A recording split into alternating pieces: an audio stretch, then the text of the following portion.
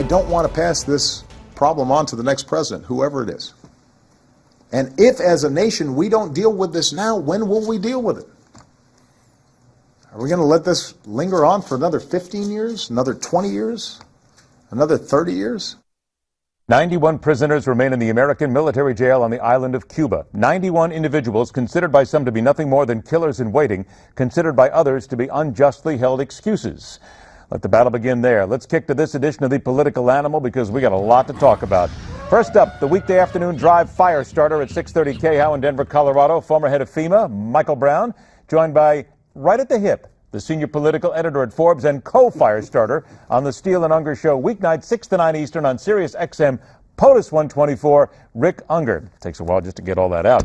Gentlemen, we got a lot to do here. Let's get right to it. First of all, the closing of Guantanamo. The president says, I'm going to get it done this time. He's got a new plan. And he has said in the past, for many years, it's been clear that the detention center at Guantanamo Bay does not advance our national security. It undermines it. Michael Brown, to you first. Well, first, in that press conference today, he said that some foreign leaders had told him about specific names that they didn't think should be in Gitmo. I'd like to know just who those foreign leaders are and who those names are. And then he goes on to talk about the cost of Gitmo. This president's concerned about cost. If he's concerned about cost, then I'm completely out of my mind. He could care less. This is his last few months in office. He's just trying to make this push to kind of get the base motivated. And Rick, when it comes down to the money here, the cost of the transfer and closure upwards of $475 million.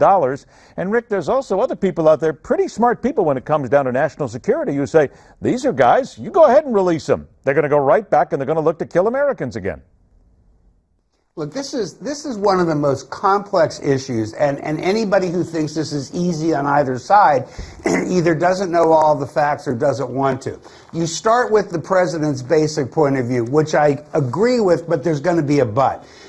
We are holding people in a way, we are not giving them trials, we are not doing the things that as Americans we have always made available to detainees, to defendants. This is at the heart of his problem. Now, I don't know how many people, maybe all of the people at Guantanamo need to be detained, maybe some portion. I have no idea. Why? Because they've never been charged, they've never had trials. Now, here's where it gets tricky. If you close Guantanamo, you've got a small number of prisoners. It's not that many. Some of them will go home. Yeah, it's very possible some may go to the battlefield. Some will come here to supermax prisons. Now the question arises, once they're here on our soil, do those rights attach to them? And do we get into a funny situation where they're going to have to stand trial on cases we can't prove? Then you get to the second level. What happens with future people that we feel we need to detain? There's a lot to this. There are laws that may make it impossible for the president to do it, no matter how much he wants to. Very complicated issue. And I got to put more thought. And I got Browning on the other side, who's nodding his head and looks like he's chomping at the bit here. Go for it, Mike. Well, the problem is if we bring them to American soil and we put them down here south of Denver and Florence, they're now entitled to all the constitutional guarantees that the Constitution guarantees. Yeah. A right to a speedy trial, a right to a trial of their peers. And then we're going to have its lawyers' heyday. We're going to have all of these issues of national security, what can be presented in court, what can't be presented in court. But let's take it to its logical conclusion. Some of these detainees are going to be found either not guilty, or there's not going to be even enough evidence to get beyond a preliminary hearing in a criminal case. And then you have the issue of what do we do with them now?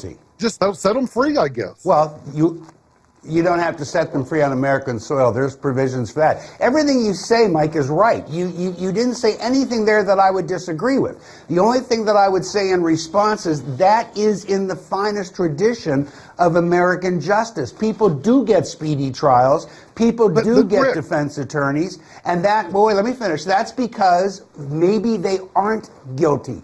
And if we didn't collect evidence properly, that's always been the responsibility of the law. And you have to question why it wasn't done correctly. We got almost no time left here, but I tell you what, I'm going to go ahead and let Mike answer this because it's fascinating. Go ahead, Mike. That's treating them as a criminal defendant. These are not criminals. They are not criminal defendants in the traditional sense. These are enemy combatants. Then if we and take what do this we do in logic, that case? we would take every prisoner of war from all of the other wars we've ever had, and we would bring them to America. We put them in federal court, and we give them a trial. These people are not. All right, let me just quickly insert this, Mike. That's fine.